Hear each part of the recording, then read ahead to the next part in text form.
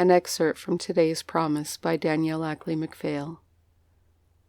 The hope and dread on Barbara's face was heart-wrenching to behold.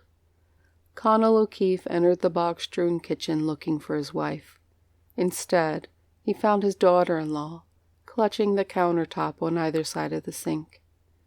Her thin cotton shirt clung to her, and she was as coated with dirt as the worn linoleum beneath her feet. Perhaps it was the moonlight streaming in the window, or perhaps merely the strain of a day much longer than any of them had anticipated. But poor Barbara looked paler than skim milk. A single teardrop mingled with the dirt and the sweat beading upon her face. "Oh, darling, a bit much for you, is it?" he asked softly.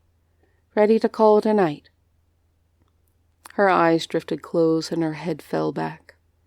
Conall did not miss the reflexive gulp that rippled across her outstretched throat. "Oh, damn!" Within seconds, Barbara started trembling, and it occurred to Conall that what he had happened upon was more than utter exhaustion. "Paddy! Paddy, get your arse in here!" Conall bellowed as he quickly crossed the room to Barbara's side. Before he reached her, she jerked with a growing spasm, until she bent over the sink and heaved. The sickly sweet smell of bile drifted toward him, and he hurried forward to catch his son's wife as her knees buckled, and she lost her grip on the Formica countertop. "Sweet Lord, Patrick, where are you? Moira!" He cradled Barbara against his chest with one arm, and reached for the spigot with the other. As he opened the tap, a spurt of rusty water poured from the rarely used pipes, before the flow ran clear, rinsing the bile and sick down the drain. Grabbing at the roll of paper towels on the counter, he gave a quick, sharp jerk to tear off a sheet without the whole of it unwinding. Wetting it in the running water, he gently wiped off Barbara's face.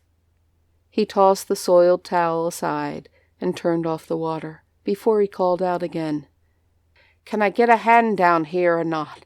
Barbara's ill." He could hear the others hurry across the floor upstairs, apparently bumping into packing crates and stumbling over items already removed from the boxes. Satisfied they would be there in a moment, Conall peered around the kitchen. He needed to sit down, but cartons covered every surface, including the mismatched straight-back chairs he and Moira had given the children until they could get a kitchen set of their own. A glance in the open box on the closest chair confirmed that it held nothing more than kitchen towels and other linens. A quick shove with his foot in the box hit the floor, freeing up the seat. Conall nudged the chair around until he could settle into it, without disturbing his daughter-in-law. He focused all of his attention on Barbara, seating her more securely in his lap and pushing back the sweat-darkened blonde curls from her face. He did not miss the quick flutter of her eyes or her quavering breath, evident she was conscious though she remained limp in his arms. And then he noticed something else more disturbing. "Come now, Bobby, lass, look at me," he murmured gently. "How long have you been hiding this?" Tears streamed from beneath her lowered eyelids, and her delicate hand came up to clutch the front of his green cardigan as she buried her face against his shoulder. He heard a gasp from across the room. A moment later, his son knelt beside him, panic glistening in his deep brown eyes. Conall's wife, Moira, stood quietly in the doorway, her sturdy frame leaning against the jamb out of necessity, as there was no more room in the kitchen. Something in her gaze told him that she already suspected what he had just discovered. Barbara was again with child. The hope and dread now made complete sense.